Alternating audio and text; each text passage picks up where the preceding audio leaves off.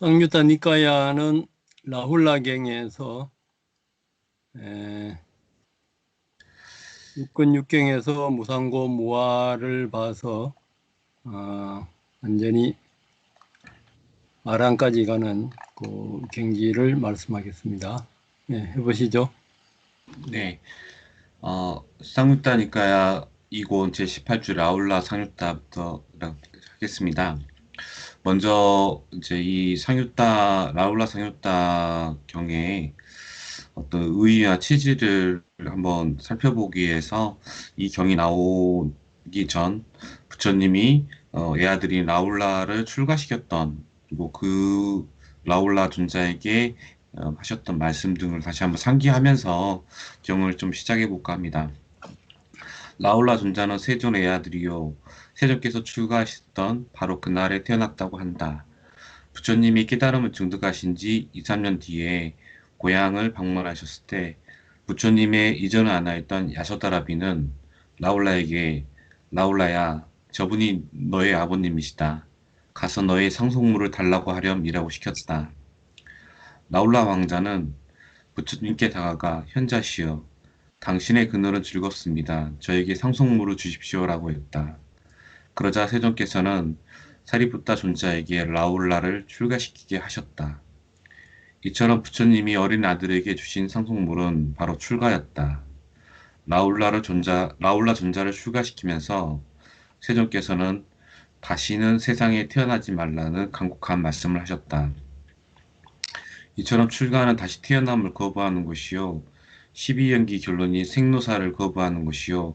바로 생사일대사를 해결하는 것이다.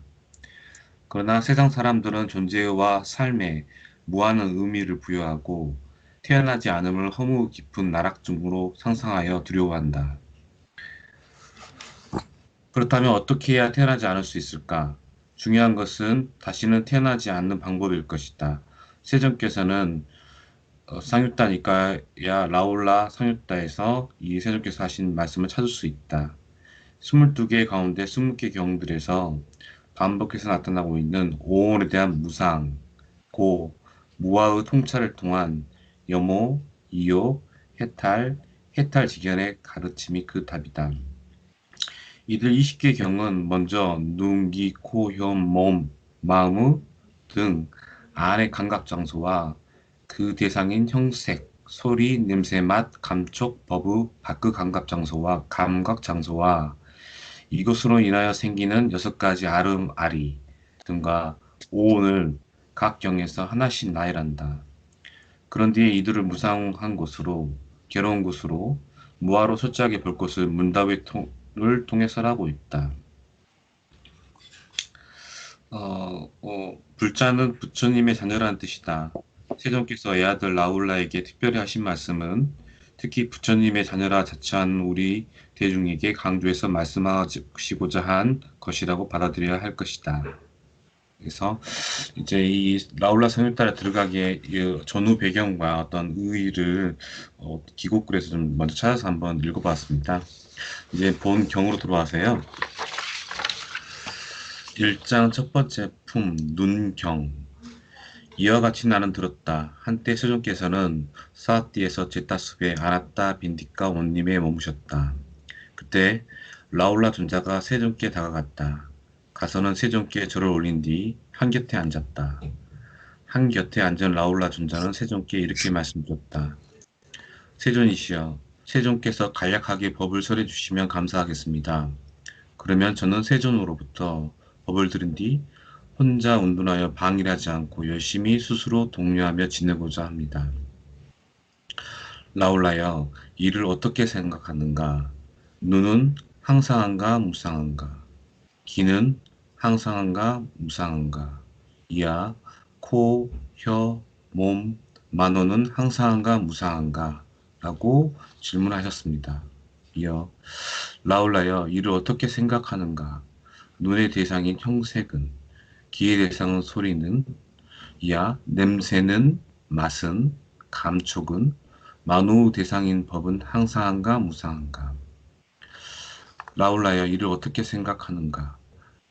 눈의 아르마리는, 귀의 아르마리는, 코의 아르마리는, 혀의 아르마리는, 몸의 아르마리는, 만호의 아르마리는 항상한가 무상한가? 라울라여, 이를 어떻게 생각하는가? 눈의 감각 촉촉은, 귀의 감각 촉촉은, 코의 감각 촉촉은, 혀의 감각 촉촉은, 몸의 감각 촉촉은, 만호의 감각 촉촉은 항상한가 무상한가? 예, 라울라 존자는 무상합니다, 세존이시여. 그러면 무상한 것은 괴로움인가 즐거움인가? 괴로움입니다, 세존이시여. 그러면 무상하고 괴로움이고 변하기 마련인 것을 두고 이것은 내 것이다. 이것은 나다. 이것은 나의 자아다라고 관찰하는 것이 타당하겠는가? 그렇지 않습니다, 세존이시여. 라울라여, 이렇게 보는 잘 배운 성스러운 제자는 눈의 대상이 형상, 그리고 눈의 아르마리, 그다음에 눈과 형상의 접촉, 감각에 대해서도 요모하고, 귀의 대상인 소리, 귀의 아르마리, 귀의 감각 접촉, 코, 냄새, 그다음에 코의 아르마리, 코의 감각, 혀, 맛, 그다음에 혀의 아르마리, 혀의 감각, 몸, 접촉, 몸의 아르마리, 몸의 감각에 대해서도 요모하고, 마음의 대상인 법, 그에 대한 아르마리, 그다음 감각 장소에 대해서도 요모한다. 요모하면서 탐욕이 빗바래고, 탐욕이 빗바램으로 해탈한다. 해탈하면 해탈했다는 지혜가 있다. 태어남은 다했다. 청정범행은 성취되었다. 할 일을 다해 마쳤다. 다시는 어떤 존재로도 돌아오지 않을 것이다 라고 깨달아 안다.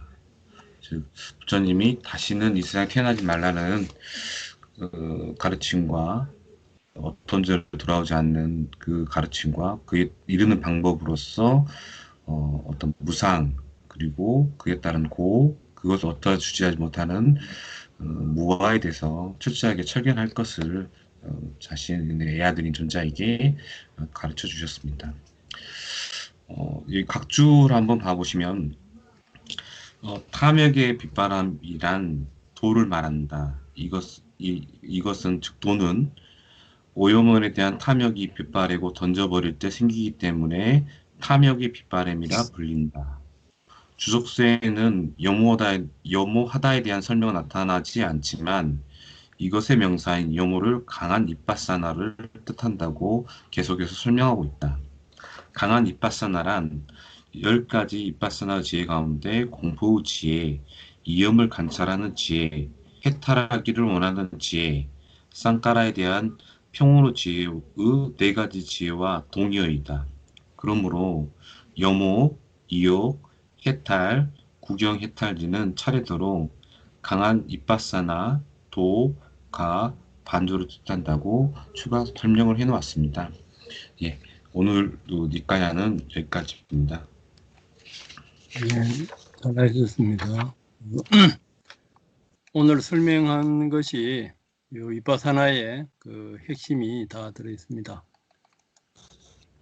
부처님이 출가하시고 나서 깨닫고 나서 돌아왔을 때 그 라울라한테 그 어머니가 이제 그 상속을 받아오라 했을 때 그때 아마 부처님이 떠나고 나셔서 그 수도다나 대왕의 또 다른 부인의 그 자식의 그 왕자들이 있었을 거거든요.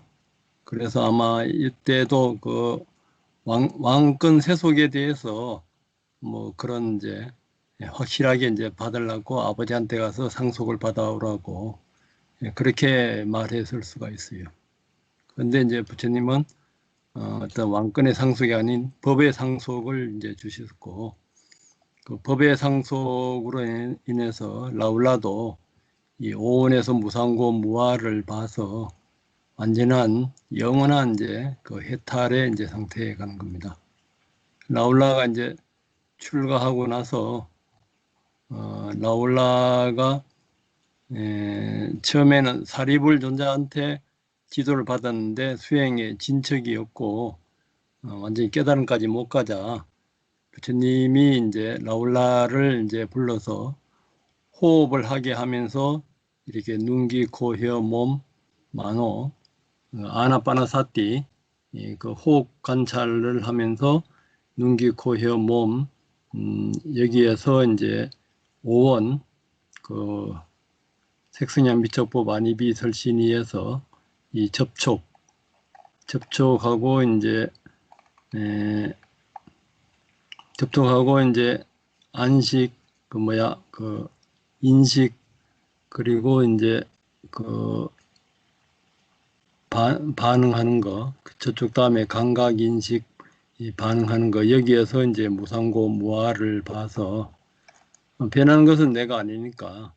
일반인들이 나라는 거는 색성향 미적법 안입이 설신이 여기서 일어나는 이 감각이나 감정, 그리고 인식하고 기억하고 특징을 알고 표상작용, 그리고 반응하고 그 행, 이런 것들을 그 일반인들은 이제 나로 하는데 그것이 이제 무상고 무한 줄 철저히 이제 관찰이 되면은 거기에 대한 이제 집착과 그 어리석음이 다 없어지면서 그 자리가 이제 완전한 그 열반에 해탈해 갑니다.